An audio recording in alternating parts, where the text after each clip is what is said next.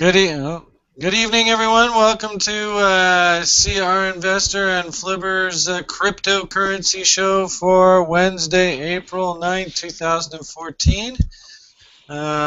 Just want to make sure all the screens are firing on all cylinders here. Let's make sure that that's all working.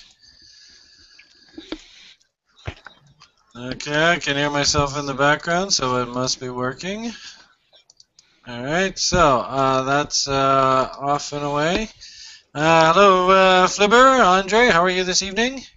Hi Brian, I'm fine, thanks. Good, good. How was your week in cryptocurrency land? Profitable, so that's always good.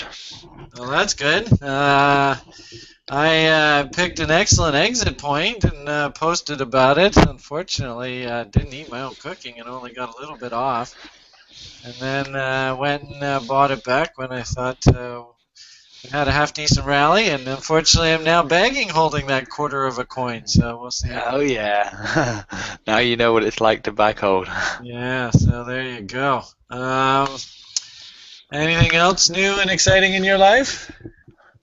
Just waiting for China to go mental. Obviously, we've got a lot of China news out at the moment, so that's obviously number 1 priority at the moment.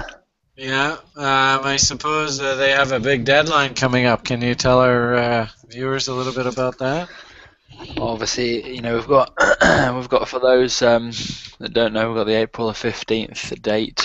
I have no idea where April the 15th has come from, but probably just some made-up document that somebody released from China from some corrupt official. But they've just been leaked out to the media. But April the 15th is what everybody's talking about. So there's no point fighting the trend. Everybody wants to go on about April the 15th. We just go on about April the 15th. We also have the lunar stuff for lunar traders. That's also happening at the same time, called the tetrad. Only happens like 3 times in the last 500 years. So if you look What's at the lunar that? cycle, the tetrad is like it's where you get some kind of like, it's like 3. It's either like 3 full moons, or somebody's got to correct me, aren't they? 3 full moons or 3 new moons, or something like this in a row with kind of like Mars Earth alignment. It's some kind of weird astronomical alignment, something to do with moons. It's called like a blood moon as well. Basically it's only happened 3 times in the last 500 years, and it kind of like precedes kind of large changing events. And for those that like to trade via lunar cycles and stuff, on the last lunar cycle we actually had the last new moon, we did have the spike after, exactly the same as the one before. And these next 3 moons, these next 3 kind of like full moons or whatever the hell it is, could just be is actually happening on April the 15th, which is the same day as the China stuff. So that could be a great time, for mass selling and big dumping into the 400 support zone. So something to keep an eye on and think about, really. So I put my daily Bitcoin chart here with the moon cycle. So this next one is a full moon, I guess. Is that what you're talking about? Yeah, it'd be the dark one. But just switch that to the hourly, and you'll just see the last 2 moons. Hey guys. Hey Andre. What's up? Hey Brian. Hi. So we are on YouTube right now, and we're in sort of our first half-hour chit-chat, just sort of meet and greet. So hi, Andre. You want to say hello to all our viewers out there? Hey viewers. All right. So we were just talking about how we have a big moon cycle coming up here. You called it the triad, was that it? It's called tetrad. Tetrad. I'm going to. Yeah, that was funny. Yeah. Let's have a look. Tetrad. Yeah, pretty funny pump at the end of a moon cycle. So, this isn't a very good one here. I'll probably load a new hourly chart so we can see this. Maybe I'll load it on a 4-hour. But I'm always interested in how we humans act around the new moons. It's quite remarkable. Usually, actually, I do my worst trading around full moons and my best trading around new moons. That's because if you look at that, right, the last new moon, look, bam, spike, probably like 3 or 4 days after, and you look at the last new moon before that, bam, spike about 3 or 4 days after, and look at the last new moon before that, bam, spike about 3 or 4 days after. It's yeah, it can be like 3 or 4 days before or after, but you know, it's everybody will just say it's just rubbish, but you know. Well, I do notice that right around the full moons we act a little bit wonky. Yeah.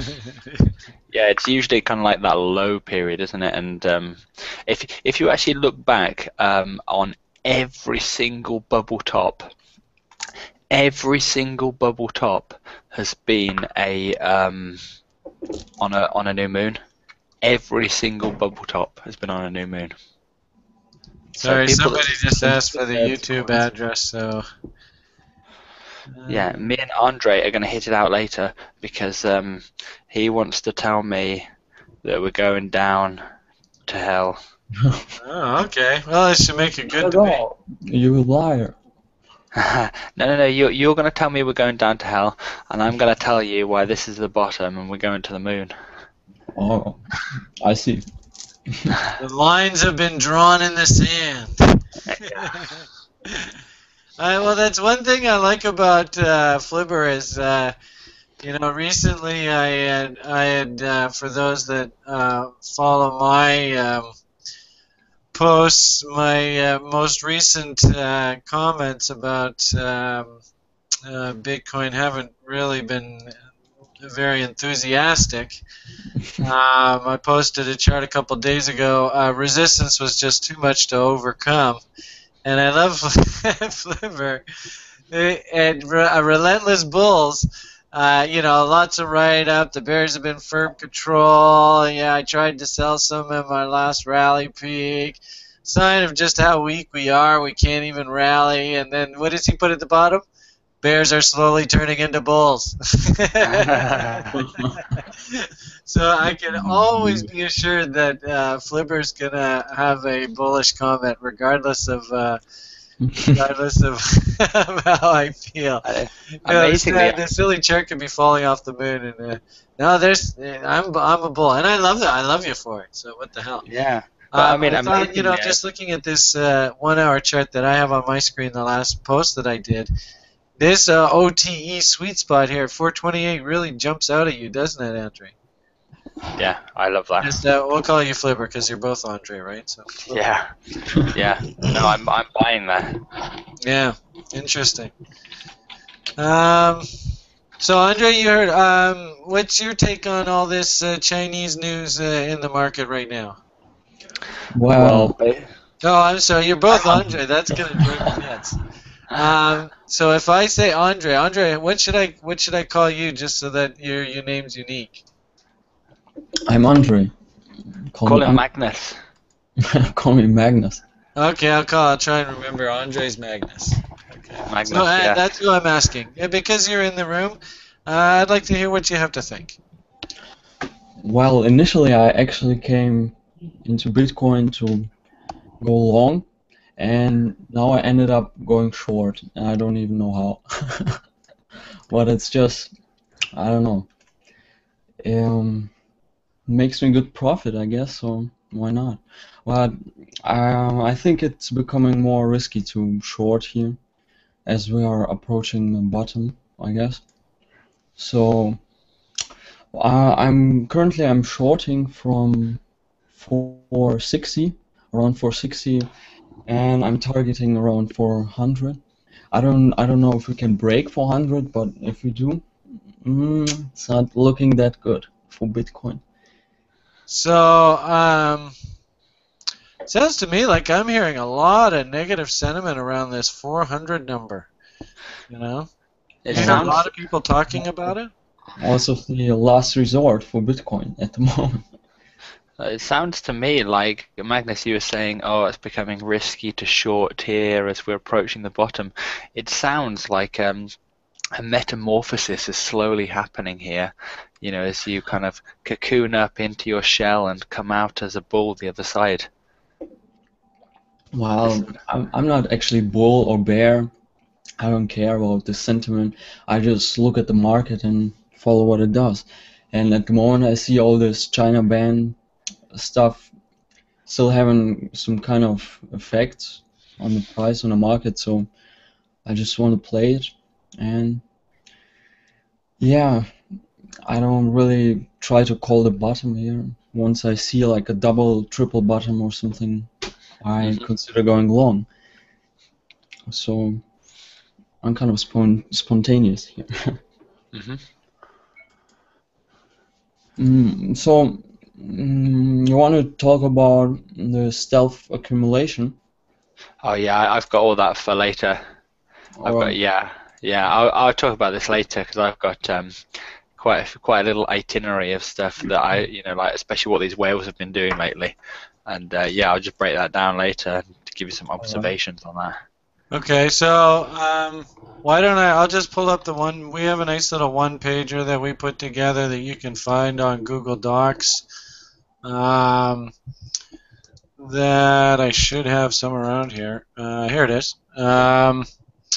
And here's the address, so by all means, if you're in the room, or if you're on my, in fact, why don't I just tweet it? Well, here's the itinerary if you want it, Magnus, no big deal. What we usually do, this is a 2-hour show. We spend the first half hour. I just like to have some sort of time just to, you know, meet and greet.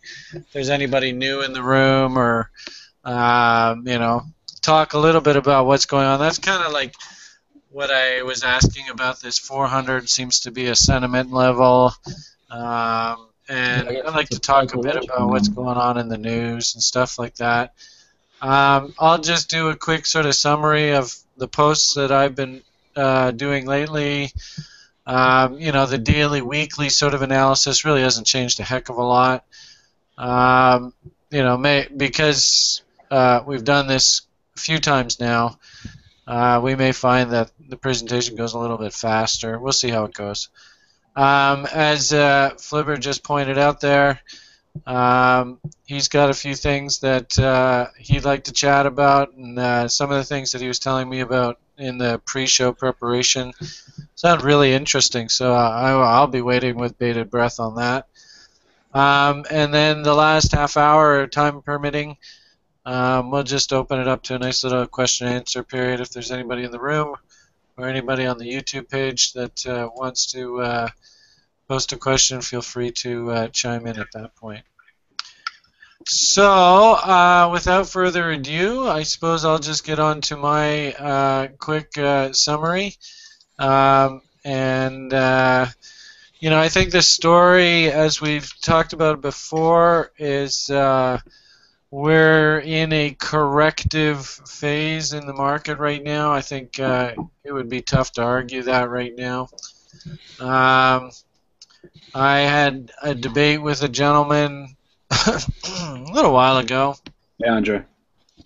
Hey, Brian. Hi, we have somebody new in the room. Who have we got here? We've got, oh, McSheesh. How you doing there, buddy? We got a mic going. All right.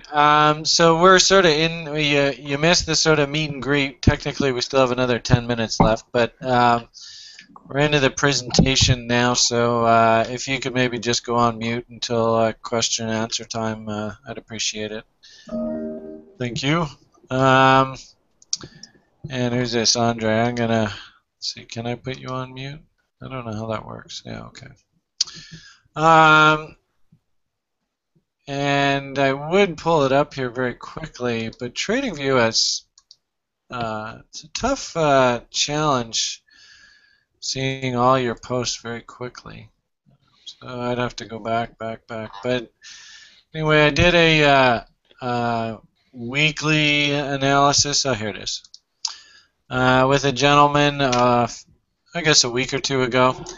And I thought this was very interesting how She seems to move, this is Bitcoin in particular, in about 6-month consolidation periods.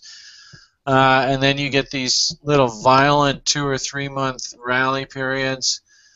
The geometric progression actually is just about the same. You can't really see it on this chart in particular, but it's basically the same, which to me paints a sort of pivot in the market, if you will, sometime June, July-ish.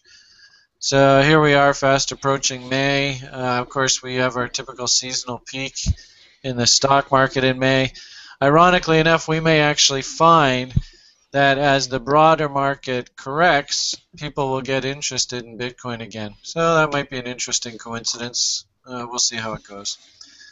Long and short of it here, if we just follow this simple geometric progression, our next stop should be somewhere in the neighborhood of a couple $1,000 for one of these coins. So fingers crossed, we'll see how the next wave takes us. And if you follow this chart out over time, you can see that these numbers, they just steadily get higher and higher and higher as time goes by.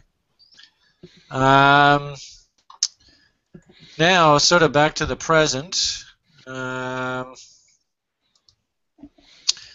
Looking at the daily chart, the thing that really jumps out at me, the last sort of bull run started in earnest from these lows here, which is kind of tough to see just on this chart here.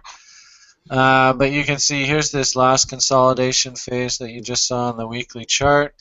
We got all the way up to 200 and change. We did, same sort of corrective type action that we're seeing now.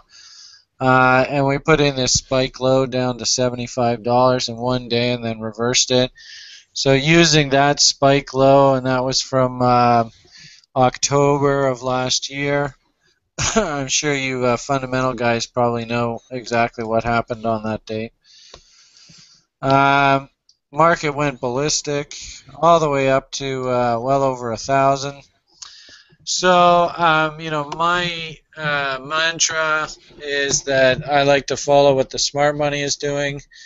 And one gentleman that I follow in particular, Huddleston from Inner Circle Trader, he constantly is espousing that institutions don't buy up markets, they buy down markets. And they don't sell down markets, they buy down markets. Did I say that right? They buy down markets, they don't sell into down markets. So, with that said, we had this monster rally, so the question is, where would institutions be interested in buying? Another sort of principle off of Mr. Huddleston in an Inner Circle Trader is the concept of the optimal trade entry, which is 78.6 to 61.8 fib zones.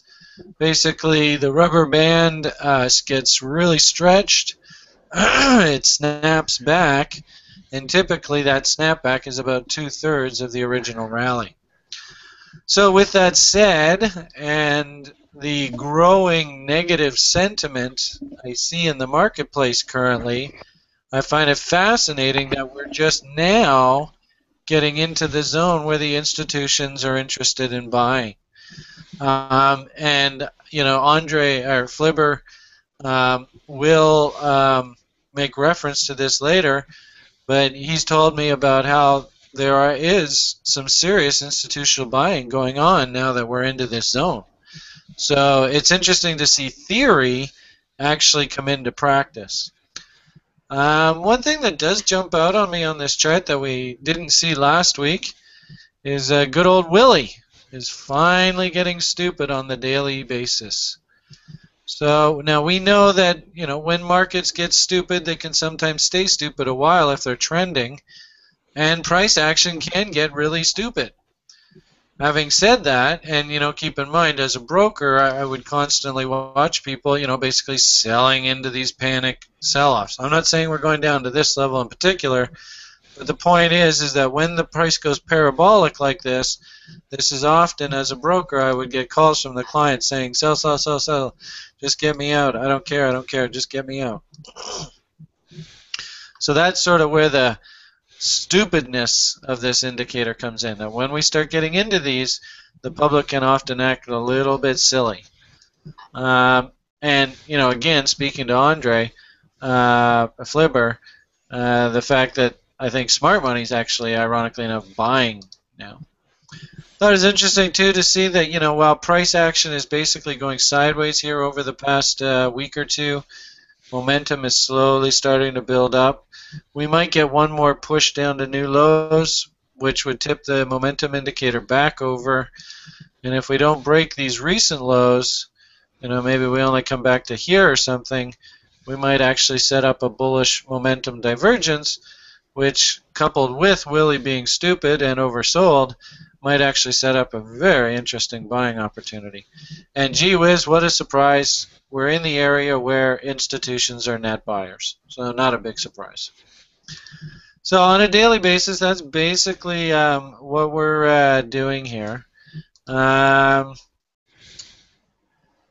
If we look at the hourlies, it gets a little bit tougher. The sad thing is about the hourlies is, as you can see by this chart here, we've been stuck in this downward pointing channel for quite a while now.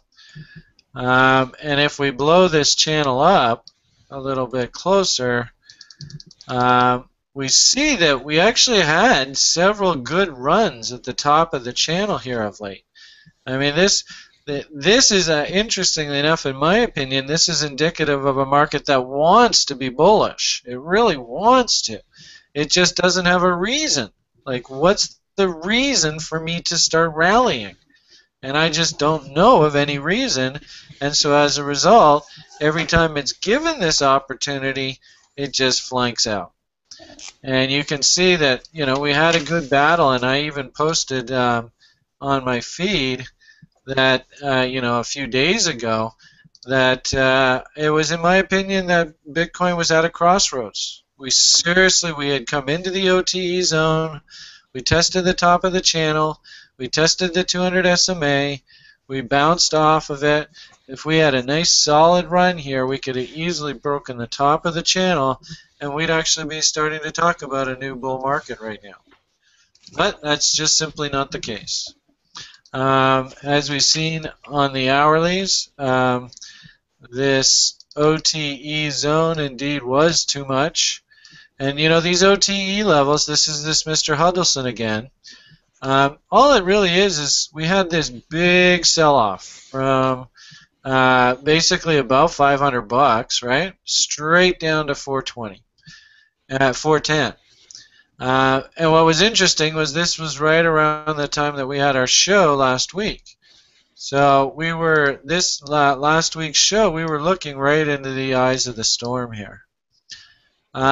Fascinating, Flibbr, contrary to everybody else in the group, wanted to be long here. Everybody else, including myself, said, no, I'd rather be in cash. It's dangerous to be long here. And sure enough, Flibbr got paid while the rest of us watched and only could stare at awe in his awesomeness. So, I love you, Flibbr. Well done. Good call. Anyway, the point of the matter here is, I suppose you could make an argument that around the bottom of this channel you should have been thinking for a rally. And now that we worked our way back up to the top of the channel, and what a coincidence, right into the OTE zone, we topped out. And this has been a grind. You can see it's just been painful. And it just keeps wanting to break out, but it just doesn't have a reason. And what I found fascinating was, through the original breakdown through the OTE, you could see them hitting it, and they were driving her down. And then we got into this zone here, and this 4-5-45 I call a real battle zone, thanks to Flibbr. I like that term, but you can see how many times it represented a serious battle pivot. And now we're letting that slip away, so that's a bit ugly. And then as we slip away from this, now the selling's starting to come back in earnest, which is disappointing. To add insult to injury now, you can see the bear ABCD patterns.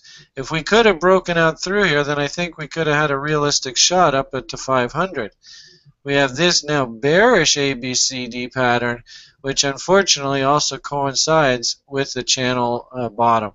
So put it all together, and this is looking pretty tough. Now, we do have sort of one saving grace, and that is, if these lows that Flibbr was interested in last week at 420, if they can be support, that's these lows here and these lows here, if they can be support through this OTE zone, then we might have a chance of dodging a bullet and turning. But right now the indicators are pointing down. We just had a fresh momentum breakdown.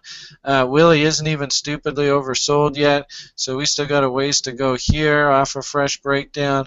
Money's flowing out. We definitely have bearish market structure, lower highs and lower lows.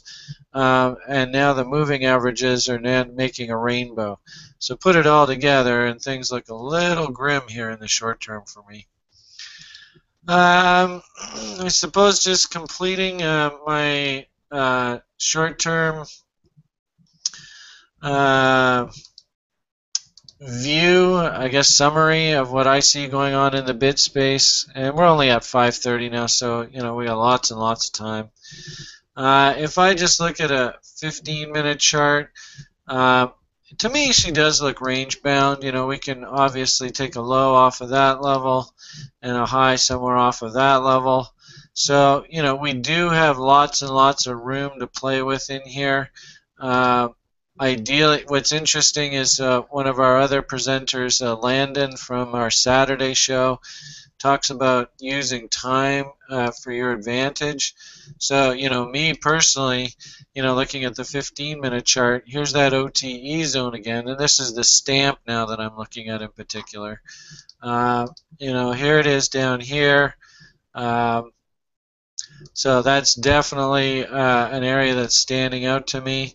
Very interesting how we have kilos here right on the sweet spot. So, I think this might be one of Flibbr's battle zones. Look at this low here, quite a fight in here, low here, low here. So, could we realistically get a move down into that area? I think that's totally realistic. And then if we just, maybe just do a little bit of price channel analysis, looks like we're doing something along those lines. So we could very easily rally back up top here if we did an OTE going the other direction. Well, I'm certainly not calling a bottom here. I wouldn't be surprised if we had some sort of dead cat bounce. My hunch is it probably will come off this OTE zone, but because we're at the bottom of the channel, maybe we can get a rally. Look at that, 61.8 would take us right back up to the top of the channel. So I think that's totally realistic here sometime over the short term. And those would be my price targets from current levels. So that pretty much summarizes my thoughts here. Short term, I suppose you could argue market structure. So OTE short sweet spots are opportunities to sell. Top of this 15-minute trend channel, again 454 area, not a bad idea to let some go. If we can get a fight down here, what do we got here?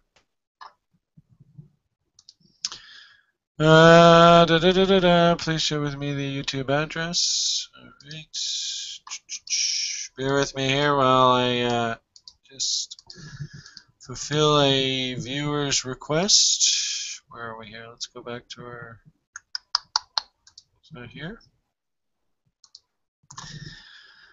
All right, and that was this gentleman, so boom, boom, there you go. All right,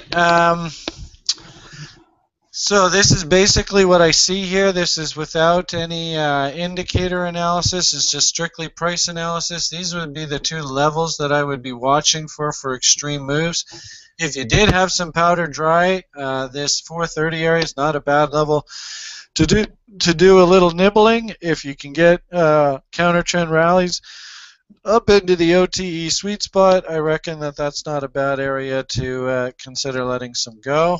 On the hourly basis, we've got quite a bit of overhead resistance here in the short term, and quite bearish potential here should this 430 area fail. And then on the dailies, of course, all the moving averages are negative. Volume really hasn't turned here. Momentum's trying to turn. Willie is getting stupid, and we are starting to now enter into a zone where I believe institutions could justify actually owning Bitcoins. So, getting close to the bottom. Is the bottom actually in? I don't think so, but we're getting very close. That would be my summary. All right, so I suppose now it's about 5:35, so we are a bit ahead of schedule. We might finish this show earlier. Flibbr, at this point, really, if you feel like jumping into your presentation, it's not a bad idea. I suppose McSheesh and Magnus, if you do have any questions specifically about my charts, you can throw them in right now. Other than that, we will just slowly move on. What do you think, guys? Well, Brian, I've got a couple of things I wanted to pull up that you said that I made a note of. Okay, cool. And that is, if I just pull up my screen share for a second. Oh wait, hang on. Let me do it on the Google. Okay, that's better. So the first thing was you said, what's the reason to rally? And this actually came in. I was going to talk about this anyway, but you said it wants to go up, but what's the reason for it to go up? And I think for me, being a bull, there's loads of reasons to go up, but one of the main reasons to go up as well is, which I was also going to talk about, is buyer-seller risk-reward. And this 400 level, if you can look at the amount of bitcoins to get sold, that you got 13,000 coins down to 400, and 13,000 upwards takes you to 700. So that's a lot of bitcoins to be sold to get down to 400. So for me, and this 400 support level has held up through China crash, the first one. I mean, yeah, it bounced down, but it comes straight back to 460. So I'd say 400 held in that instance. It plunged below for a brief period, but basically the 400 level maintained itself. So it held initial China crash, which was the most brutal. It held Mt. Gox crash, and it also held, just like whatever it was a week ago, China crash 2, 3, 4, and 5. So this and it's been restacked each time. So this 400 level is real strong. And the old school teaching is you buy at support, you sell at resistance. So for me, if I wanted to be a seller, I mean, I'd never market sell anyway, but to market sell into such thick resistance, I need justification for that. And so far, like the little sell-off we had today, that was a bit of China news. I think without good justification and real fear-mongering, I think sellers, like for example, the last 3 or 4 days, sellers were not selling because I think, risk-reward wise, you just can't justify selling into such thick support, without some real bad news or something to catalyst it off. So that's what I want to say about. Andre, I totally agree with you, 100%. Now the issue is, think of it not when I say what's the reason for it to go up. Think of it this way: we're not market technicians. We don't have a depth of the market. We don't have access to trading desks and stuff like that. We have a newspaper, and in the morning when you wake up and you have your cup of coffee and your muffin or whatever, and you open up the newspaper and there's this story. Now, you remember these last rallies, right? There were specific story events around these rallies, whether they're going to be listed in China. Remember, just the premise that China was going to be trading bitcoins, that sparked a monster rally, right? I remember one of the rallies was blamed on the U.S. government, and I can't remember specifically. You guys would know these stories way better than I would. Yeah. But the point is that there was some sort of story that the market could feed on. So that's what I'm sort of talking about when I say, like, what's the reason? Keep in mind that a lot of buying is just, like a lot of it's smart guys like you zipping in and out of the market, right? But there's a lot of buying is, not necessarily even brokers who would just sort of consider smarter money, and that's sort of what I would consider myself. But a lot of the money is just Joe Sixpack. And the way these bull rallies start is, there's some sort of, buy on the rumor kind of idea, and then that feeds on itself, and then eventually it works to the newspaper where Joe Sixpack opens up the newspaper, and sadly they're often buying at the top of the run. But, that's the story of why the thing is actually moving. Does that make sense what I'm saying? Yeah, absolutely. No, I just don't think we have a bullish story in the marketplace right at the moment. Now, it may be something like Walmart has decided it's only going to take Bitcoin transactions from now on. You have to buy Bitcoins to do any business at Walmart. That's a silly, ridiculous scenario, but it is a story, right? If that actually was the truth, that would spark one hell of a rally in Bitcoins, wouldn't it? Well, you see, I look at Reddit every day, and I see bullish news. I'm sitting there in Fiat, and I see this bullish news, and I'm thinking, shit, this is absolutely awesome news. I'm ecstatic, and and we're not rallying off it. So to me, it's like in the bear market, the bad news is another reason to sell. The good news doesn't care. And in the bull market, the good news is another reason to buy, and the bad news, well, we'll put that to the back of our mind. And I think, so that's the thing, right? Is we'll get to a point where good news starts being good news again, right? We're not at the stage where good news is good news. Yeah, and I feel that we're getting to that kind of stage where that Slowly. good news. Yeah. And that's why I think we're turning around. But anyway, so that's what I want to say about that. The other thing I want to say was Daily Willie, because you said it's getting interesting. Daily Willie. Yeah. Well, this is I just go on my. Can you see my screen? Is that okay? Can you see that? Yep. Okay, yeah. So I just wanted to show on RSI's getting pretty washed out there too, eh? Yeah, and that's the irony of it, right? Is we'll look back over time, and we'll see the RSI wickedly oversold like this, and we're gonna go, gee whiz, I wish we had gotten in there and bought, know it's gonna happen. Well, that's it. Look, if you look at the only time Willie has been stupidly oversold on the daily in the last, say, year and a half, 2 years, is at the second drop down to $50-$60 after the 266 bubble, and this drop now. Yeah. So you can see the graphs are really similar. Like during the run up from kind of $12-$13 up to 266, Daily Willie was just embedded ecstatic. Same here. The run up from 200 or 70 up to 1,200, just daily was ecstatic. And then look, you can almost mirror it exactly. So we go down, and then we go down, and then it's had this up wave and the down. And here we kind of bounced around a bit, but we're back down and we're stupid in the daily. And the only other time is back at $67. So if you were using just this purely on its own as an indicator, obviously you wouldn't, but that would be a good signal. And if I go all the way back, I mean, look, the only other time Willie's been stupid on the daily was after the this, to be honest, the Bitstamp data is not good when you go this far back, so it's probably not the most reliable, but I mean those are the only two periods really when we've gone stupid on the daily, so that as an indicator would be saying buy. So that's what I want to say about Daily Willie.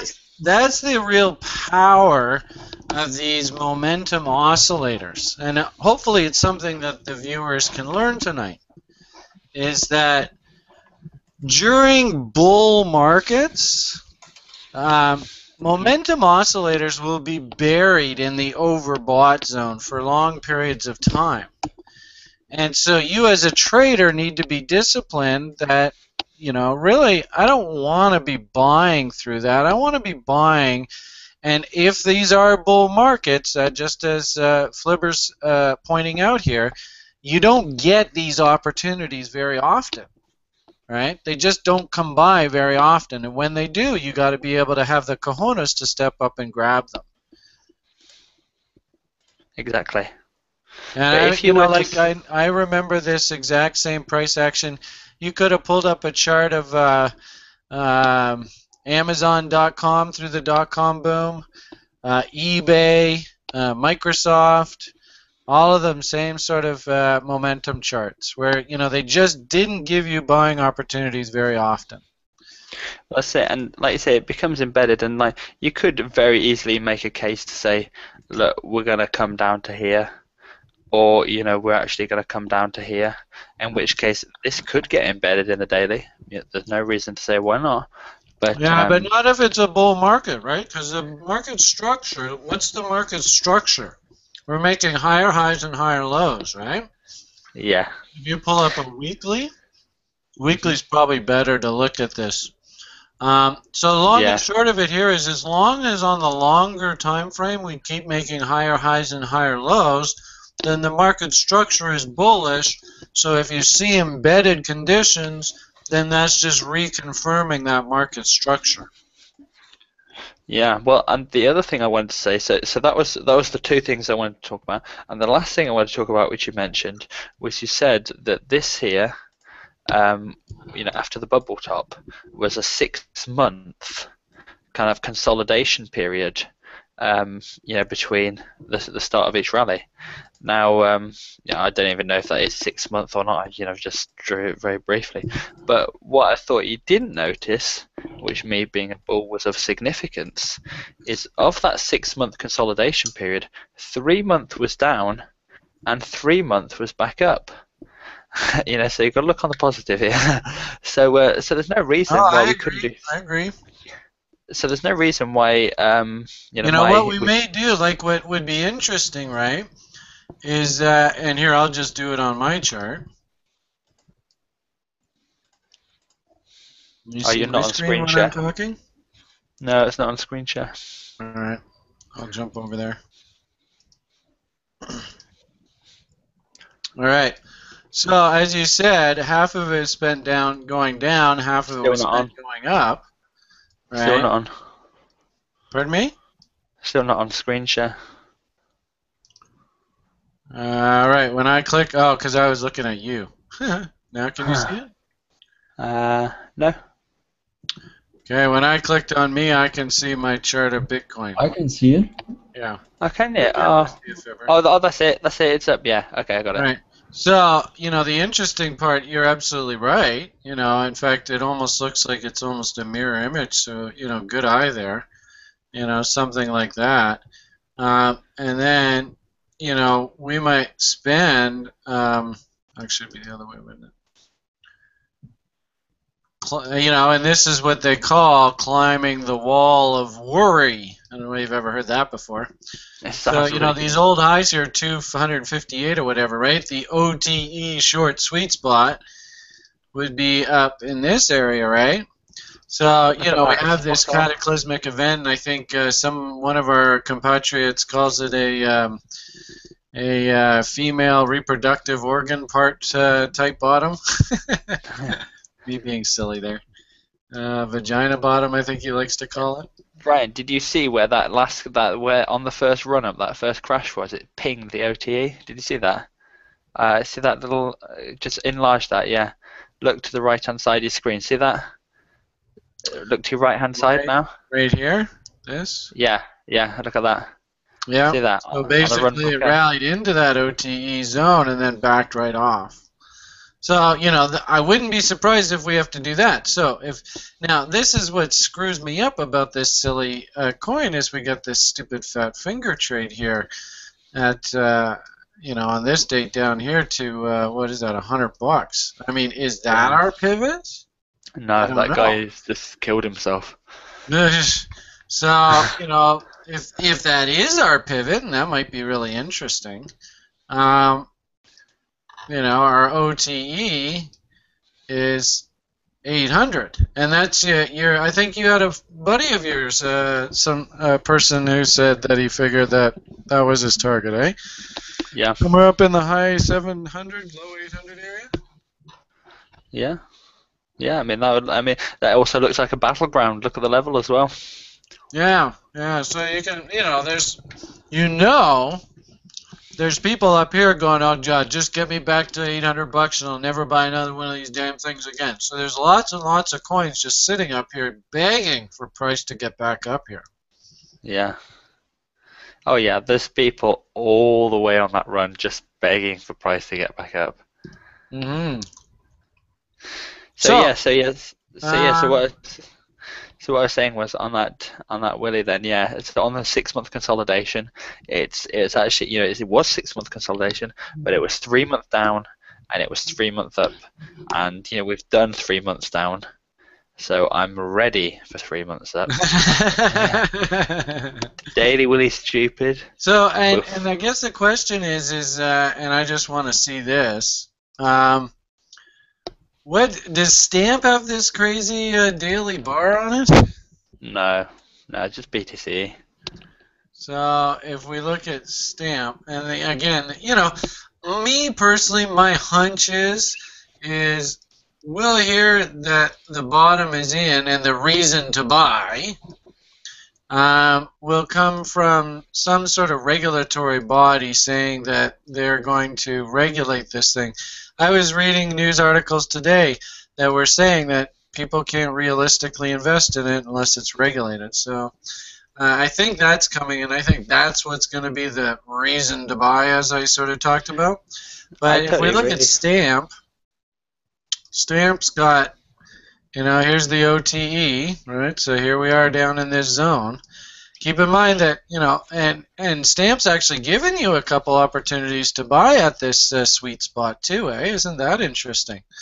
So it's not like we haven't been here before. If this is a bull market, this 78.6 has got to hold. Now it's interesting that the BTCE itself, we're not even close to there. So put this together. We don't have as nearly that schizophrenic as the BTCE, but like I would be willing to bet that and this is very rough. I don't know whether these are exact channels or not. I know Andre doesn't like my channels too much. Something like that. That's the playground we are in on the daily chart, and it just seems to me like the path of least resistance is still down. But your 78.6 is 313. I had a guy private message me out of nowhere the other day saying, put your orders to buy at $150 bucks. I was like, what the heck is this? That was really weird, I thought. Who was that? Do you remember I told you, Flibbr? I tried to get him to talk to you. Then he sort of shied away. So I don't know who that was. Yeah. But User coin. yeah, well, it'd be interesting if this time next week we see it at 150 bucks, eh? And we're gonna really want to know who he is. So that last correction on Stamp, right? So there it is. Let's see if it's similar. So it's this duration, and I guess this was we just used this price spike as our official sort of corrections over, if you will. But I might even say, your signal to get bullish was right in here. So let's see how long this takes us on this correction.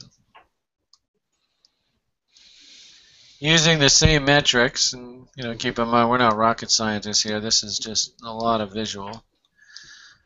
Our rally peak was here. Somewhere right around there. So that, if it was the same distance, our actual buy signal, time to load up the truck, of course, Flibbr, he'll be loaded up from the bottom, but our buy would probably come in somewhere here. So we still got a little time to go here. Let's do just array. So how long is that? That's the beginning of June. And here we are, the beginning of April. So basically about 2 months. If you use that same logic. Now, keep in mind that the bottom on this move, right? So there was the breakout there. The bottom came in almost exactly halfway through it, eh? So Yeah. the bottom came in right about here. So if we clone that, well, pretty close, eh? Pretty close to halfway. Yeah, close enough. So if we say the bottom should have come in halfway through, then this should be the bottom right here. Isn't that interesting? Look how long that lines up. Well, exactly on that low. Not exactly, but pretty close. So if that's the case, then Flibbr's prediction that the low is in is correct. And we should spend 3 months jogging our way back up. And off we go. Or something like that. Yeah, and that 6 month half point where it double bottomed, yeah, that just looked absolutely idyllic for the the symmetry of what happened before. But yeah, like I say, reason to buy.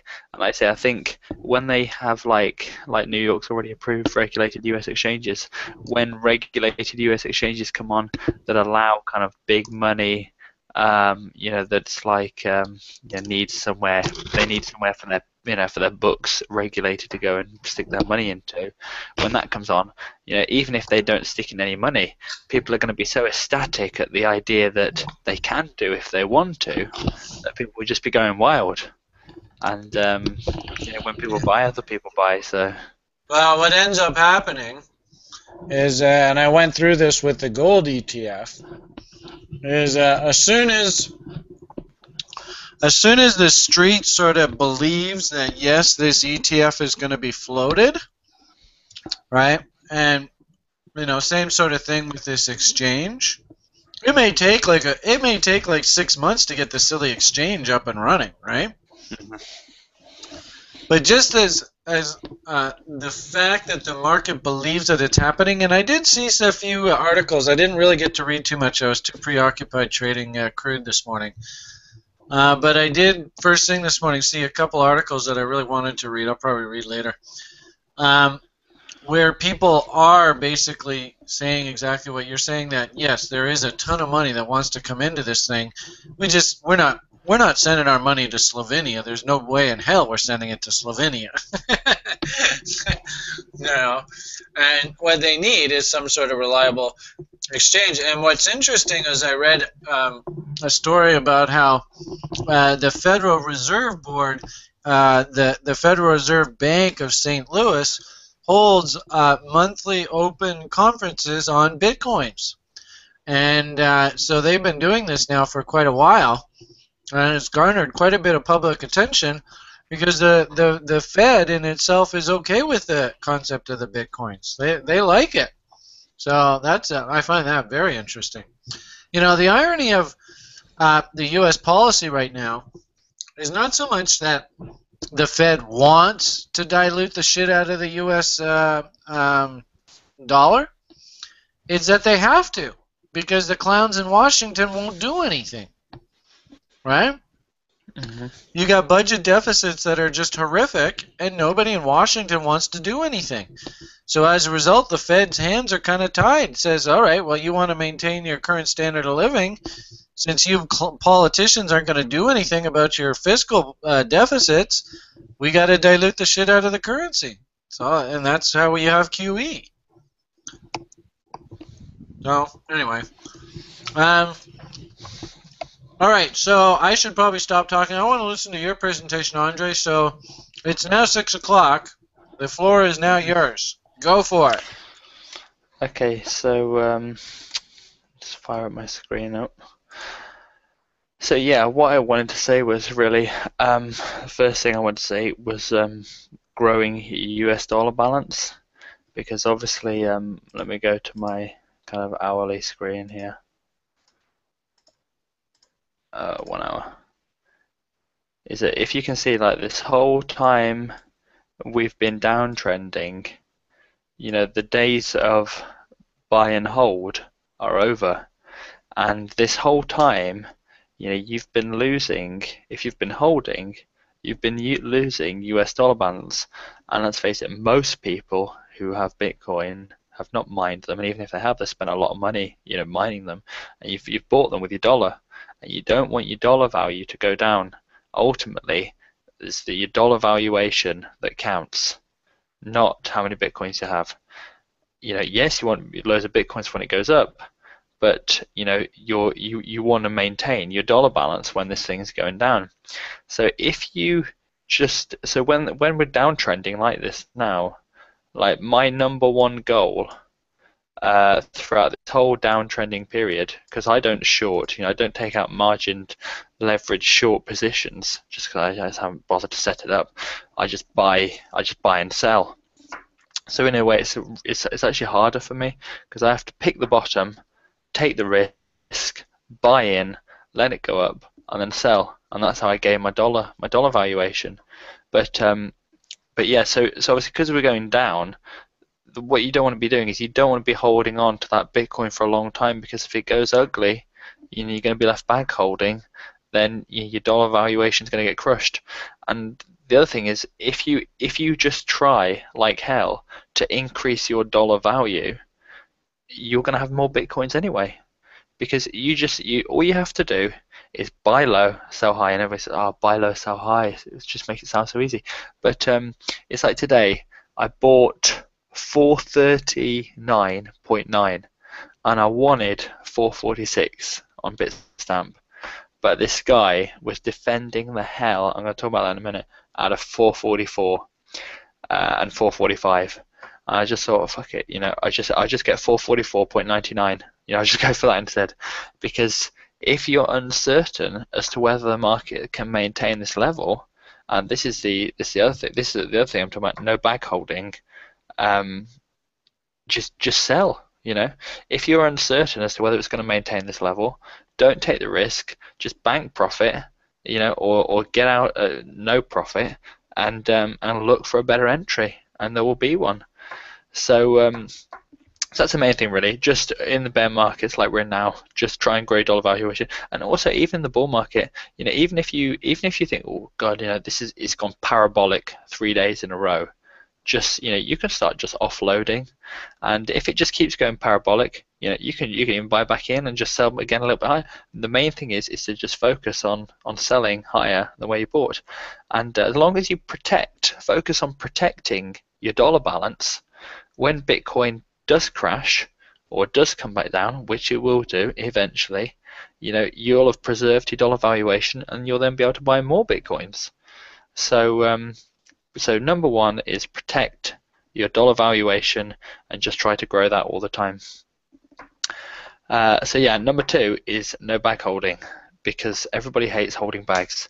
And the thing is about Bitstamp is you look at the trading volume, and it's like a ghost town. It's just absolutely dead. Like I made a post the other day saying, this is just so slow. It's like watching paint dry. And you look at Huobi on the other hand, and it's like it's on fire. People are actually buying and selling all the time. It's absolutely fantastic. I've got a guy who's going to help me set up on Huobi.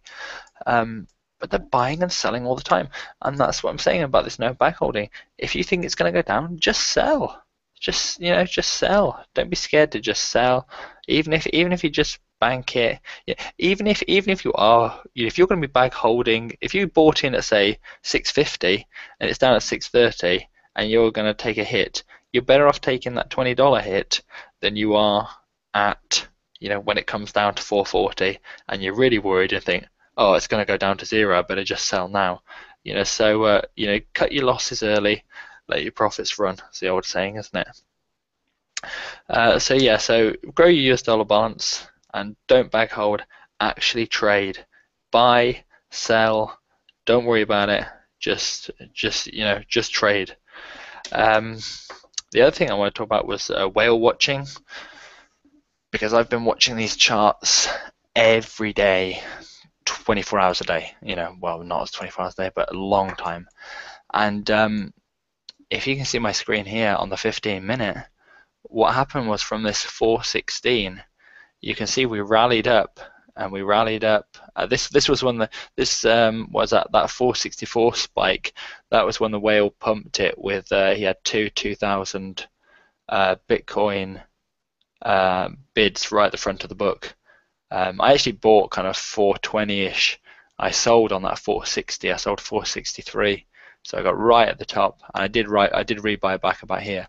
But when it come up here to 464, I wanted 467, but it could just never breach that level. And Hubi was rallying like hell, but Stamp were just so timid and scared, and they just didn't want to know. So it never crossed that level, and so it came back, and basically this flat topping here at 460.67, that was me just basically just putting a blockade there and just offloading everything at that 460 level, waiting for it to come back down. So we have a whale in our midst? Oh yeah, there's two right now. There's two active. Oh no, I'm not a whale. I'm not a whale. No, but the buying was so low that my little resistance wall, quote wall, at 460.67, like when this guy penetrated it here is when I took it off because I was reshuffling it about. But this 460.67 was me, and there was so little buying pressure that it literally took, you know, ages just to offload my coins at this level. So anyway, I got them out. But yeah. So then what happened was it kind of dropped down. You know, we had a bit of a panic, and then it kind of come back up, and people think, oh yeah, it's going to go back up, and people buy at the top and stuff. But what happened here is, and I'm going to reduce this down to the 5 minute. This happened really. I've actually got it better on this one. I'm just going to load this up because I highlighted everything. Can I just open it in a new tab? Yeah. Okay, so yeah, so this was me on the 467 level, somewhere over here. And basically this was the whale. This is what he's been doing, right?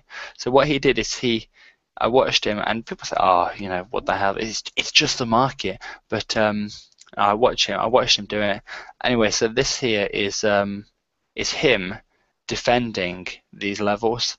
And what he'd do is he did exactly, it's the same guy that knocked it down from 650, and he's the same one. He's exactly the same style of how he's been working what he's been doing basically, and sometimes it spikes through, and I'll tell you when that happens. So what happens is, say we're on this level here, what he did is he got kind of like 30, 40 Bitcoin, maybe 50, and he just puts it right at the front of the book. And he just leaves it there, and people chew it away, and then he just restacks it, and he just restacks it, and but he waits to see if bulls he gives it plenty of time first to see if bulls want to take it up, and if bulls don't take it up, if they can't continue momentum, he basically says if they can't take this up, it's, you know, if it can't go up, it's going to go down, and so he just starts defending a level. He just picks a level, like say he sometimes they burst through and they go a bit wild, and he doesn't, you know, he just lets them buy other people's coins, and then when it comes down again, he just resumes the same action again and again and again. And I say he just puts up, like, this is, if you see this order book here, this is actually him. I suspect this 50 is him, and I suspect this 30 is him also, but it might be just the 50.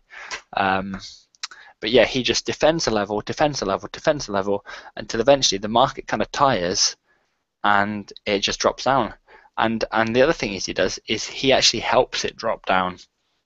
Like say some guy had he had a 200 Bitcoin bid, you know, kind of like this 452 level right here. And when it started to come down with China, you know, he actually took that out. You must say, oh, somebody else took that out, but I've got a feeling it's him because I think I know who it is, and you know, he's spoken before about helping to, you know, edge it in the right direction and helping, you know, get the momentum going.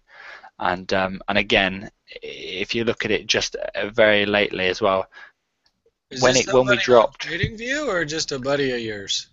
Yeah, somebody on TradingView. Really? Yeah, but this, you can see right from this, you can see, look at that level there, that 453. He was defending 453, and then China started to go down. He just helped catalyst it down. But then if you look at BTCE on exactly the same time frame, 5 minute, look at the difference in charts. Let me do, what's this? You see how clear it is. Look, so BTCE on the 5-minute. Look what happened. Huge rebound, and then it carried on. And I suspect he's actually working this book as well, because I know he works this book. And yeah, look at the bids. He probably is. But you can see Bitstamp, it never got a chance to properly rebound. And even though the RSI at the time, I mean, look at that. Price coming down, RSI going absolutely straight up. Basically, so you know, huge bullish divergence, but they just could not take this level. And you can see it's almost like semi-flat topped here and there. You know, you can see he has been defending this level, and I think he had like a 100 wall up here earlier. Oh, and the other thing he does is when it comes down like this, is normally there's no asks to kind of send it back up, but he restacks it on the. And one other thing that I saw him do as well, and I know this was him, is because when he was defending this level, like 460 to 465 was very low on asks. You know, people wanted it to come up. They weren't sticking their asks in. And when he started defending this level, I noticed the asks at 600 doubled in about 10 minutes. So I know that he basically started defending the level, and he also built up the ask to kind of like add pressure. And when it was down here, nobody was believing the story he was trying to sell, and he just kind of padded out the book real thick, and he's worked it well. So basically, that's the one guy. That's what he's been doing. He's been helping nudge this down. I don't know whether he's got friends or help in China, but because I know that Hubi book's been wild, but yeah, he's definitely been playing this. But the other thing I'd say is that there's a guy that's been playing it up as well. It might even be the same guy. We'll see if he's active on there now. Let's see if he's active on there. Where is he? No, he's not on there. So there's a guy, and what he does is he puts, somebody else might have known this, every time I see it, I mention it in TradingView chat, he puts a 45 Bitcoin bid right there, probably like 3 or 4 down on Bitcoin Wisdom on Stamp. And the reason why he does that is because he knows everybody watches Bitcoin Wisdom, and he wants it to be visible. He wants people to see there's a 45 Bitcoin Wisdom, because most stampers, they don't put limit orders in. They just market buy. You know, most of the orders on Stamp are just market buys and market sells.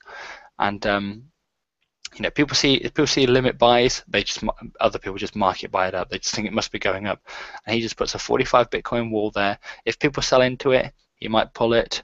If you know, but he likes to do that. Somebody else, I think it's somebody else, and I think he's doing that to kind of get his asks filled, and then after a few hours he takes it down. He's much less active, but he probably comes out between 9 GMT and probably 12 to 15 GMT is when he's active. So yeah, so keep your eyes out for him as well. So those are the 2 whales which I wanted to point out. So very cool stuff. So yeah, keep an eye out for those 2. Both active. And the other thing is and you got to ask, why are they doing this? And I think this guy wants to get 230 filled. You know, 230 is 1,000. It's 1,000 wall there, and I think he wants. You know, these guys, they want to get filled up down here. They want to reload. So yeah, they just keep pressuring it down. Like I say, you know, without the buys. I mean, where's Bitstamp right now? Oh, this is BTC. Yeah, he's neither of them are on right now. I mean, they've got to sleep. If you were willing to buy 2,000, at what price was that again?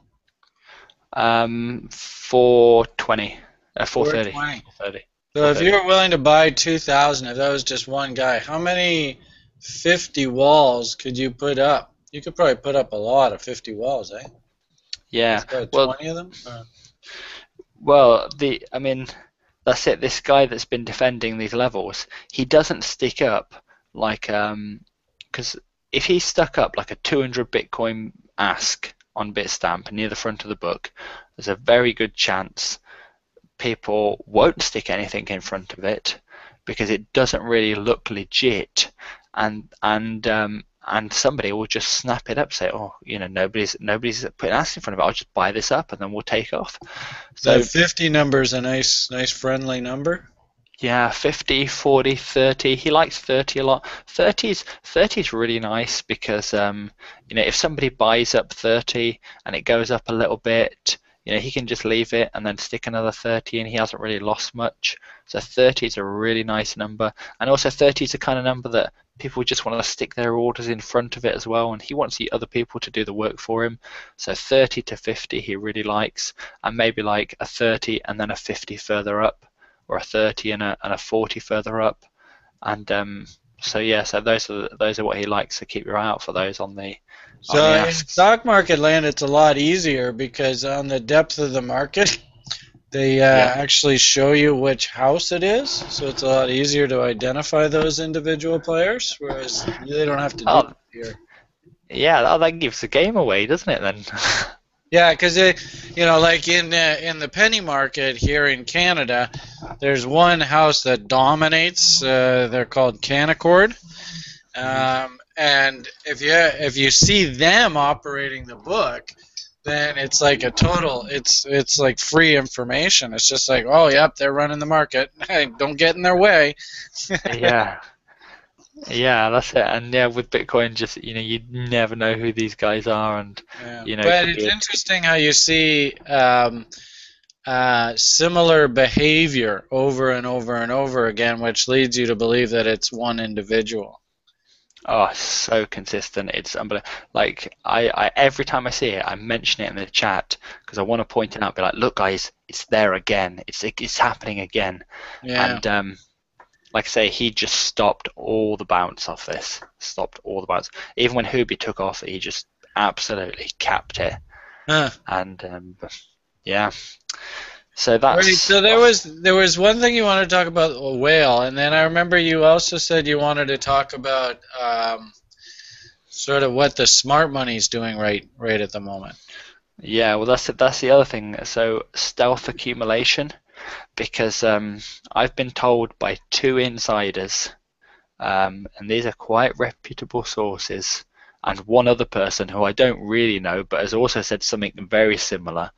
But my two reputable sources have both said to me that there are people with large amounts of money buying just relentlessly at these levels. And the thing is, they can't, if they want to get, say, 4,000 coins filled, they can't stick in a 4,000 coin ask because it'll just rocket off, and they can't really split it into, say, 10 400s, because that's also just going to pad the bids out too much. So one thing I thought of was this guy that keeps putting this 45 up. You know, sometimes he lets it get filled, sometimes he doesn't.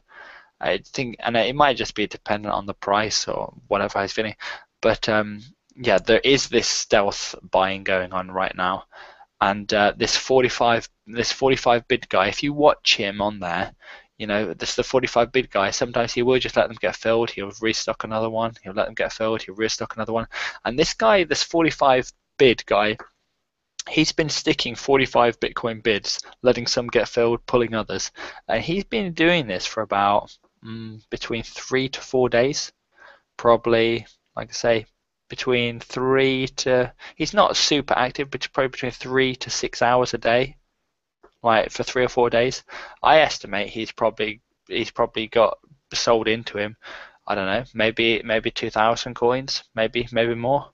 And that would be the kind of stealth buying that you know, that can be going on right now. And this is the other thing that worries me as well, is you saw when it go from, on that rocket ship that we had the other day, when it went from, look at it, it went from 420 to 465.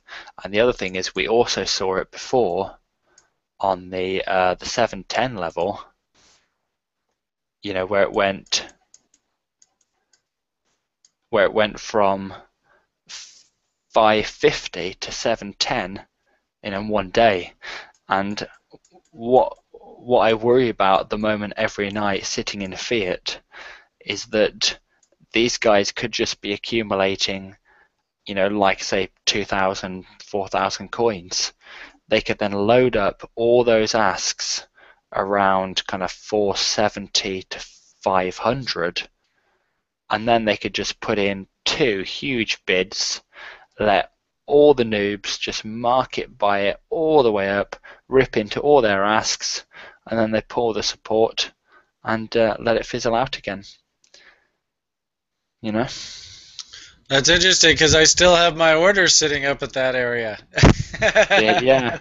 Well, that's probably not a bad thing. But like I say, they could do that. If they just stick in their bids, and they can do it anytime they want, it will just market buy. People just market buy it up relentlessly, and people will get left behind in terms of how many bitcoins they own. So well, I wouldn't be surprised to see some sort of bounce. It just doesn't feel like it's just yet. Mm-hmm. And you're watching, on the stamp. Do I still have that chart? Maybe I got rid of it. On the BTC/USD stamp,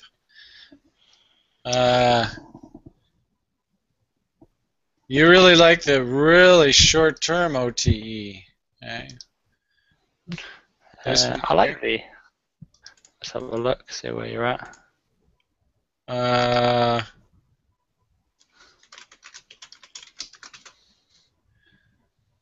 guess am I screen sharing? Yep, you should be able to see. Yeah, so you're really jazzed about 430. Yeah. This area down in here, eh? Yeah. So, and I guess that sort of concurs with my thinking, is that this just doesn't feel like it's done coming down. Let's hope these. Looking at the symmetry, it looks like, and TradingView has that really cool tool. Let's see if I can find it.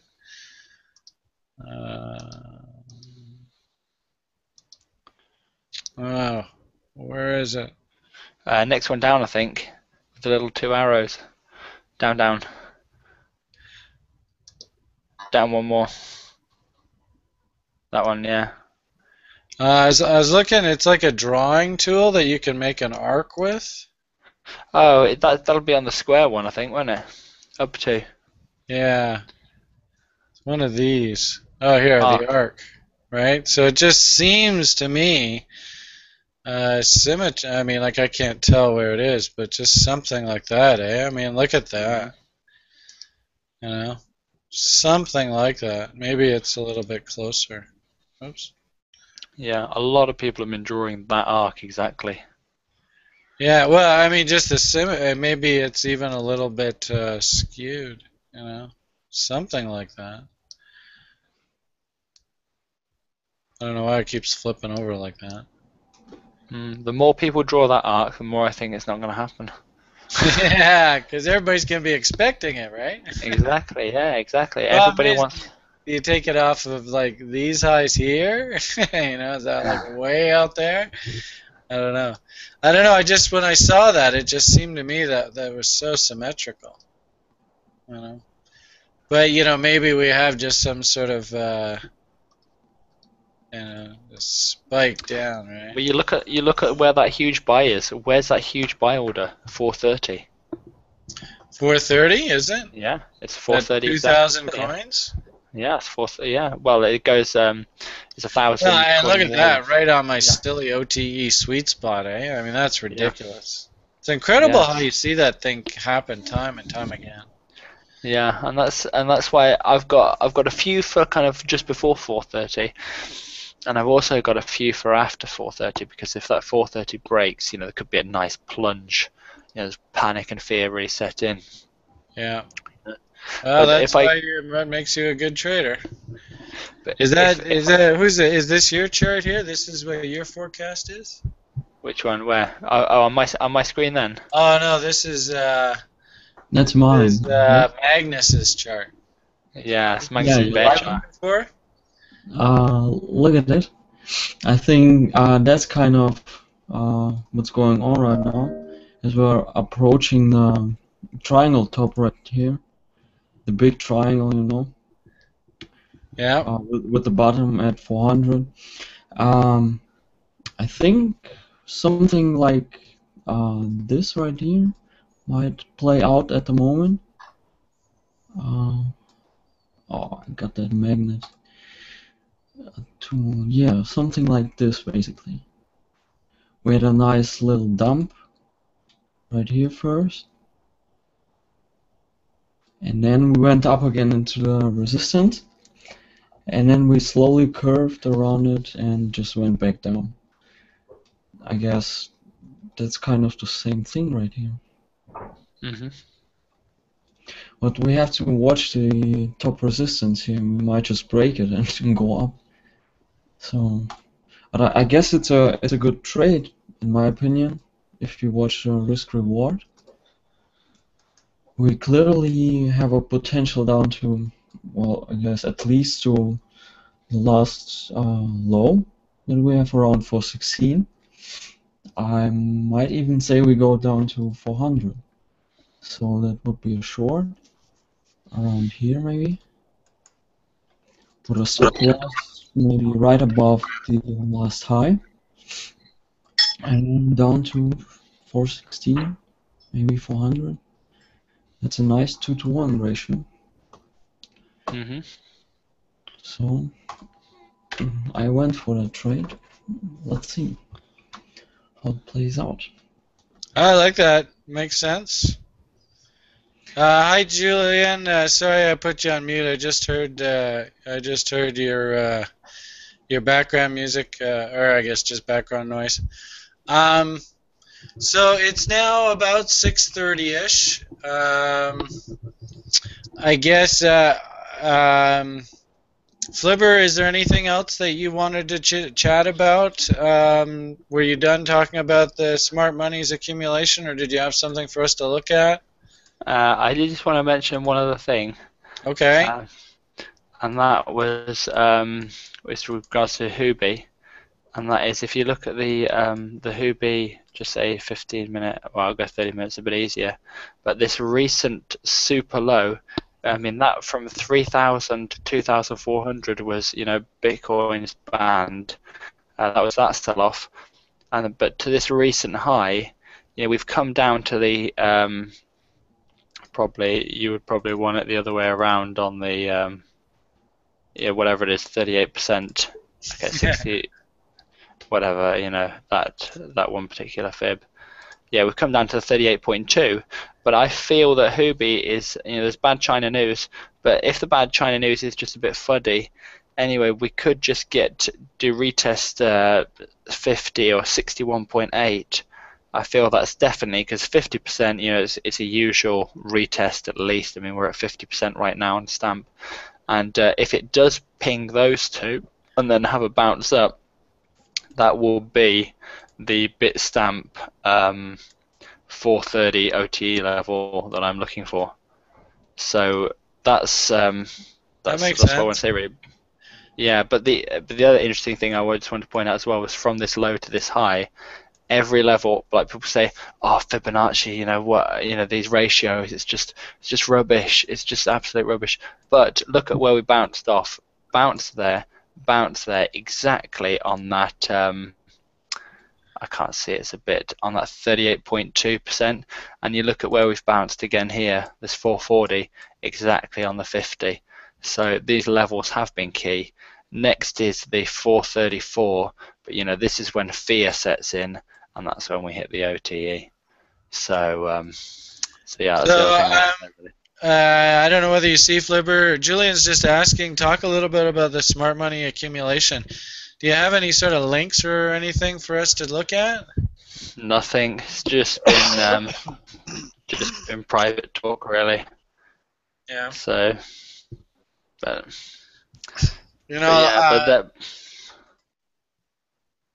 yeah. Okay. Cool. Just to reiterate my basic tenet here is that if smart money was going to buy, and I don't know whether you can see my screen or not, I'll flip back over to me. If smart money was to buy the Bitcoins, I would argue that they are now getting into the zone where they would be interested. So it doesn't surprise me to hear talk of that. And my belief is that you could argue that this low here was the last sort of battle point of which the bulls basically stepped in and stopped the selling for whatever reason they had. Basically the stock, this case the Bitcoin topped, came back down, broke down, and it had a down day here. Somebody stepped in and said, no, we're not going to let this go any further. So I would argue that this is where the smart money, this is where they have a vested interest in protecting. I would argue that this is what the ICT, Huddleston, talks about as the institutional order block. So, here's that exact same number. I figure that this low could be tested, 375. What a coincidence. So, and here's the OTE sweet spot at 375. So this is sort of the reason why I believe that if smart money is buying, this is where they're going to buy. And the number that we really have to keep an eye on, and see how it plays out over time, is whether they can maintain this 78.6. So the irony of it all is that the Bitcoins were $1,000. In past bull rallies, where was that old high? In past bull rallies they were 250 or whatever. So the irony of it all is that there's not a heck of a lot of risk, in my opinion, in taking this long trade here. Buying into this zone here. I don't think there's a lot of risk. I think that old high 275 is 293. I just don't foresee it heading back down into that area unless, of course, this story is, it's kaput. And in which case, then, you're a bull on a bullish story and the story turned bearish. But I just don't think that's the case. So, the only thing I would add to that, Julian, sorry to get off topic there and off on a tangent, is that, given this whole institutional order block concept, the fact that we are now into the OTE zone, to hear anecdotes and stories of smart money, quote unquote, buying, really, that doesn't surprise me. It actually makes perfect sense. So, anyway. That's my 2 cents on that. Sorry to get off topic. All right, so it's now about 6:30. Flibbr, you reckon you've said your piece? Yeah, I mean, I've got loads more to say, but yeah, that's fine with me. Well, it's entirely up to you. I mean, we can. We've got 1, 2, 3 people in the lounge here. If you guys have questions, you're more than welcome to fire away. I'll just check on the YouTube page. I don't. Okay, well, Oh, sorry. I was gonna say I just said 2 more things, and while yeah, sure, go for it. While you're just checking YouTube, anybody can check my screen here. So basically, what I was gonna say was 1 hour when Willie goes stupid overbought or oversold, it does go parabolic at the end. Because it's this is the thing. Chimbot. I spoke to Chimbot. He's a guy in TradingView chat. I said to Chimbot because he keeps posting this stuff, and I really don't agree with it. I said to Chimbot, I just said, look, Chimbot. I said, when everybody's estatic and it's going back to the moon, I said, just sell. I said, and when everybody's selling, like this thing's going to zero, posting the most bare, 250s coming out in the chat, I said, just buy. And that's what you got to do. And he said, well, it doesn't work, but that's what you got to do. And basically, anyway, this is where Willie went stupid here. So it went stupid about here, but you can see that last little bit, was an extra. It's an extra $10, which on 600, which on 50 bitcoins, obviously $500. But anyway, so when everybody's buying here, 464, and it's going back to the moon, this is when you sell. And when 1 hour was super stupid, I mean, this is ridiculous for 1 hour. You know, when the hate is really set in and people have really lost faith. You know, I mean, I remember USA Scoin, you know, the resident troll of the chat box. He posted this chart of all these red candles, and he said, who wants to buy this here? And I said, I'm buying it. I'm buying everything. And that was the place to buy. You know, just buy when the hate is high. And if you look at this 1 hour, it's actually approaching stupid again. But like I say, it can go parabolic at the end. And look at that. It went from there, you know, down probably another, what's that, $20. So I wouldn't be surprised to see it go, you know, something like that, which would basically be my OTE zone. And this, I'm making this quick because I don't want to go on too long, but that would basically be my OTE zone perfectly. And the other thing worth mentioning is on the 4 hour. You're doing absolutely fantastic, Flibbr. Just relax. Enjoy yourself. You're doing absolutely great. So it was interesting. Somebody on YouTube just posted a comment saying that the BTCE low print there at 102 was just a fat finger and it wasn't a real trade. What's your thoughts on that? Oh, absolutely, yeah, absolutely. I mean, I remember when it happened, and you know, people on BTC they were absolutely, you know, panicking like hell at the time, and yeah, there was actually a little bit of action down there for a brief moment in time. But yeah, in general, it was just somebody just market ordering, and the BTC book had no depth, and it just went sour. And obviously, the guys, you know, really regretting that, But yeah, totally disregard that because it was just, like I say, it was just a fat finger order, wasn't it? Okay. But the other thing I just where were you? Sorry to interrupt. You were in full swing there. Yeah. So yeah, I said the 1 hour is kind of approaching stupid, but can go parabolic at the end. But the other thing is 4 hour is on its way down, and 4 hours are a nice long oscillating, you know, kind of point as well, and it really takes its time to move. But 4 hour could also, if 1 hour goes super stupid, 4 hour could just kind of, it doesn't always go stupid, 4 hour could just kind of do that, and that would also give me the same target on this OT sweet spot where this guy's also got his level 430.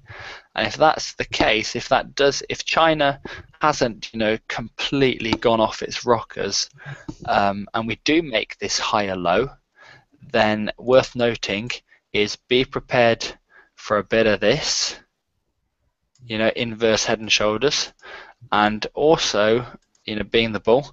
And also keep your eye out for this, which I think is going to make great sense as well, is the ABCD bull target off there, which will put us incidentally straight back into the heart of where we were fighting to decide where we were going to go last time. So that's why I currently like this as a trade and a position. That's my reasoning, that's my rationale. I'm going to be buying at that level, so if it goes down the toilet after, you know, don't. But it might do, but that's what I'm thinking anyway. That's cool. Well, I love, because really, you know, what I often hear from my mentors is a trade actually sets itself up well ahead of time. So what I've just seen there is, you know, you're looking. And really, as traders, that's kind of what we have to be. You know, as military tacticians, is this sort of the same sort of thing. Is you have to look 2 or 3 steps down the road to understand how to take advantage of the situation today. So, you know, that's beautiful what you've just done there. That's basically, we've just had the opportunity to look directly into a trader's mind. It's beautiful to watch. That's it. And I guess we'll see next week whether this has worked out good or not, won't we? Yeah, so I guess, you know, it's about 20 to 7 now. I guess we had somebody else join us here, Bachar and Julian. If you have any questions, yeah, and frankly, Julian, that's kind of what I want to see. Really, for me to get bullish, I want to see I mean, ideally, what I really want to see, this is an hourly stamp. I want to see it come and put in a nice little double bottom right in here. I mean, that would just make us pleased as punch, eh? So yeah, I agree with you. Double bottoms are what I'd like to see. Let's make sure you can you see my screen there? Yeah, you should be able to. Okay, so just looking quickly at the YouTube channel, Low Strife. Thanks for posting that and bringing that to our attention. I agree with you. Sometimes these crazy price prints can be both fat-fingered and just screw the hell up with our technical analysis. So, good point there. In the room here right now, anybody really have any questions? Let's see what we have here. So Julian's talking double bottoms. Just I have a question a about comment. the PC you bought when you guys get a chance. Yeah, sure. Are we talking bitcoins and cryptocurrencies, Julian? No. I'm sorry, I didn't hear that. Hold on. Okay, Brian. One of them is related to Bitcoin, and I mentioned it to Flibbr earlier today. I don't know if you mentioned it to you guys while I was out. But it doesn't have to do with trading necessarily. I just wanted to get your opinion on it. All right. Well, why don't you're more than welcome, and that's the whole purpose of this is just to talk Bitcoin. So we can always talk about the other stuff after the broadcast is finished. But basically, we're into the Q&A time. So why don't you give us your thoughts on Bitcoin? And by all means, if there's a question or something, we'd be more than happy to throw in our 2 cents regardless. Okay. Fire away. I mean, this isn't exactly a Bitcoin trading topic, though. It's more of a question / is this a Ponzi scheme / a couple other things. So I wanted to bring up this site called Bitcoin Trader. I don't know if you've heard of it or if anyone's heard of it. I've been using it for 2 months now. Not really using it, but I put $100 in. Actually $180. And I've had a return of 1% a day, an average of. So I'm wondering if it's a Ponzi scheme or not. And I've been following a forum where a lot of people talk about it, and it seems legit, but there's things that point to it being a Ponzi scheme. So I was hoping that maybe, like Brian, you could look at it, and maybe Flibbr could look at it, and you could give me your thoughts, and then see if maybe it's a viable investment opportunity. It's called BitcoinTrader.com. Hold on. And then if anyone decides they want to get into it, if we decide it's okay, I have a referral link. If you want. I mean, I'm just saying, you don't have to use it. I'm just throwing it out there. That's hilarious. Well, I'll give you my 2 cents on whether I think, because keep in mind, I was a financial advisor for a long time, and I'll give you the conservative point of view. Flibbr is our Monte Carlo, all in gambler, so he'll give you that point of view. If you want to, get referrals or whatever, it's fine by me. I don't really care. I guess, it sure looks pretty. Definitely pretty. Well, I'll take a look at it later. Maybe we'll talk about it next show, or whatever. Okay, how does that sound? Yeah, that's why I wasn't sure if you wanted me to bring it up or not. That's why I was calling. It's interesting. It has this picture of the floor traders here, eh? Yeah. So they have like if you go to the blog, they have like a results page. I mean, I can run you through it if you want me to share my screen. But, one of the guys that I work with is in this picture. He's the guy with the glasses. Yeah, and this guy here, him too. Anyway, this is from the old Chicago Board of Trade, eh? This scene doesn't even exist anymore. It's like a ghost town down on the floor nowadays. Such a shame. I understand. The whole era that's gone. All right, and let's see. So Flibber's made the call. I actually had a chart here. A 15-minute chart, and just I don't know. Hopefully, you guys can see my screen. But here was the last show we did last week, and here's Flibbr's long call here at 420. And like I said, the whole group, everybody that was in the group wanted to be in cash. He was the only one to be in Bitcoins, and he got paid. Now the interesting thing is that the price is actually still higher than that level. So let's make a notation on this chart. Flibbr, what do you say? Should we be long Bitcoins or in cash? In cash until 4:30, and then long at 4:30 to 580, 520. Hold on. In cash, buy at 4:30, you said? Mhm. And that's stand. And then sell 485. Yeah, but we'll get to that later. The point is if you get your fill at 4:30, and it rallies, we'll assume that you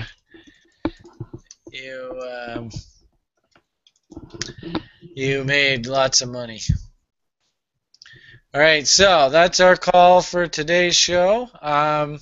We do call this the cryptocurrency show, so I thought I'd just, and I know you hate it like the plague, Flibbr, but I thought just out of courtesy for people, we could just take a quick look at the Litecoin. If we just do... I love Litecoin analysis, yeah. I love Litecoin analysis. All right. I think it's great.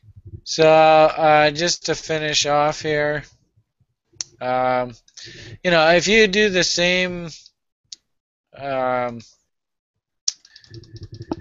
fibs on Litecoin as we did on the Bitcoin, interesting that they seem to be quite similar. Here's that same low to the high.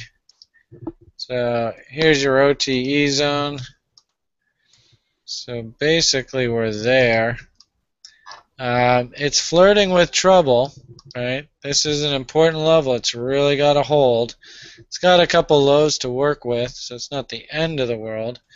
But if we start breaking down from here in earnest, this could be trouble for him. He might take a lot of this back. So on the flip side, if you are a bull, then you got to believe in this.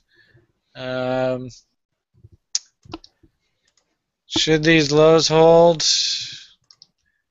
I suppose we could make an argument that at some point it want to work its way up into this area up top here. And then if we just throw on some momentum. Volume at a real interesting crossroads here. So whoever wins this battle here, that will tell the tale. Momentum again. We're right on the cusp here. We've rallied back, but potential for double top there. And Willie's nice and washed out here. And trying to put in a double bottom. So, same thing with the Bitcoin. We saw this as well. MACD is trying to point higher here in the short term. We could get a little FU move to go down and test this low, which would maybe, whoops, something like that, and then back up, and away we go, get all bullish, and maybe this like that. So it's close. Willie didn't get down here this oversold very often on him. Last nice little double bottom. So this is a great example. Whoops. Let's get rid of that. This is a great example of why I say it's stupid, right? It's not necessarily that is the exact bottom, right? But here, Willie's getting stupid, nice double bottom, and look at you just got total face plant and then rally back. So here's an excellent example of how when we get into these conditions, things can get a little stupid, right? And it turns out that was a fantastic buying opportunity.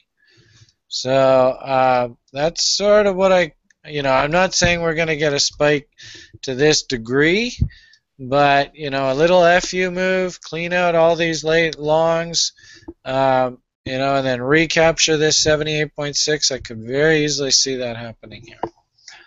You want to comment on the Litecoin? Feel free, Andre. I don't know whether you have a Litecoin chart or not. Yeah, I can just pull that up because amazingly similar to Bitcoin, obviously because the Litecoin just mimics Bitcoin. So that's my little jab at Litecoin. But let's pull this up for a second on the daily, because let's go to log. Because what I would say is here is if you notice how absolutely almost identically similar Litecoin is to Bitcoin, what you just said, Brian, was that this one is you said this, I think you said like this low, I think, and you said maybe something like a little bit of this and then up, and this low is actually the 388 low on Bitcoin. And you know what a lot of people want to happen is that little down to touch that and then rebound back up. So if you're saying that would be, you know, for Litecoin, you know, it makes sense for that to happen to Bitcoin as well. And you know, it just goes with the theory really that we're closer to the bottom than we are at the top. And if you're going super long, like, to be honest, as much as I hate Litecoin because I think it has no future, if I did hold some belief in Litecoin, you know, I wouldn't mind at all buying at $11 and holding. I mean, if you've got patience to hold at least a month or two, buying at $11, in my opinion, is not a bad decision at all. You know, don't buy it because I said that, because it'll go bad. But I mean, you just look at where it is overall in kind of the last period. Same with Bitcoin, even on these levels. Yeah, that where it is now, there's a lot of action up here. A lot of action. So yeah, I'm all for Litecoin coming back to about $1, but providing you're a bit more optimistic on Litecoin than me, then I wouldn't mind buying it. All right, so long and short of it here, you know, same sort of thing. Institutions really, I don't think they had any interest in, whoops, what happened to my screen? Let's try that again. Don't think they had any interest whatsoever in buying up here in $30, $40 neighborhood. If they were going to buy, this is the area that they ought to be buying. And if you're a bull, then this area's got to hold. You know, should we get a nice bullish resolution out of this? We might get a little FU move kind of idea. Wash the last remaining retail bulls out of the market. I suppose you could argue that, you know, this is really the block here is where the buying really began in earnest, and they just started buying it up through here after that blow off. So anyway, somewhere down into that area, and that sort of confirms our general notion that where's the daily? The daily Bitcoin does the same sort of little FU move, and then away we go. All right, I think we're basically in agreement. I think we have a pretty clear idea that probably today's not the best buy. We've got you marked in here. You've got your notes, so I'm honored to be able to keep track of these. So we'll see how we do on our forecast. I don't know exactly where the BTCE equal relevant is. Probably this OTE at 437. But we'll keep an eye on that for next week's show. And I think we've just about come to the end, eh? It's now about 5 to 7, so we're in for about a couple hours here. Hopefully everybody's enjoyed themselves. I see we have a few participants in the room, so it was really good to see you all here. And I did see that the web page itself had quite a few viewers, so I was really excited about that. And we did have some feedback here. If anything, you know what, Julian, probably the best thing you can do is, if you're still with us, Julian, I don't know whether you can hear me or not. If you want to post your referral code or whatever, go on to the YouTube webpage that you can see on the screen right now, and just put it in the comments, and then that way we'll all have it. because I do see some people on the YouTube channel talking about that. Hey All right. Brian, if I can just come in one thing really quickly, and this will No, be so no, quick. one more Yeah. thing. Look, Sure. the whale, the whale that's capping it Yeah. looks like he's active. You can see it here on Bitstamp. Anybody watching this right now, you can see he's got a 33 bid right at the front of the book on 440. Now the reason An why I say offer, that's you mean? An offer? I can yeah, see. an offer. Yeah, an offer at 33 bitcoins at 440 flat. Now I tell you why it's probably him. Like I said, he really likes those numbers between 30 and 50. And if you look, it's pretty free running up to like 42 even. Even 43. Now, if I was personally selling because I wanted to sell my coin, I mean, I'd at least be at 42. There's no resistance at all to 42. He could go for 42, but no, he's going front of the book, absolute front of the book, 440, 30 to 50 bitcoins. And if that gets sold, bought, whatever, he might let it run for a bit, but he will restack it. So those listening, pay attention, watch him. There he is. That's him being active right now. Wow, fantastic stuff. And on that note, I think we'll call it an evening. That was a fantastic presentation, Andre. I think we could all learn a heck of a lot from you. You're such a good trader. Thanks. So I'm going to finish off here. Thank you very much, Andre. You have a great week. You too. Good luck in your trading. You too. Thank you very much to all the room participants. Thank you, Andre, our other Andre, also known as Magnus. Great show. Thank you, Bachar. Thank you, Julian. We hope to see you guys next week. I hope you enjoyed yourself. This has been CRInvestor, Brian Beamish, therationalinvestor.ca. I haven't really done too much of a plug for the website today, so I'll maybe just take a moment here at the end of the presentation just to suggest that if you have any questions about me or how I work in the marketplace, I have my website, therationalinvestor.ca. I am a proprietary crude oil trader with a firm in Chicago, and I usually post my trades that I do through the day on my YouTube feed link. You can go to my site and watch a tour of the site. You can watch all of the shows as well as recent market messages from me. There's a world of information on this website. You can watch all our different shows that we produce here on various nights of the week. I'm very privileged and fortunate to be able to work with Flibbr here on the Cryptocurrency show. If you have any friends or family that you think might be interested, feel free to have them stop by and take a gander at what we have to offer.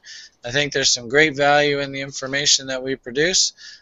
Some good trade ideas. We've got Flibbr in the hot seat every week giving us his thoughts. And we love to have room participation. So thanks again for participating, everybody. Have a great week. Good luck in your Bitcoin trades. And all the best to you and your families. Good night, Andre. Okay, see you.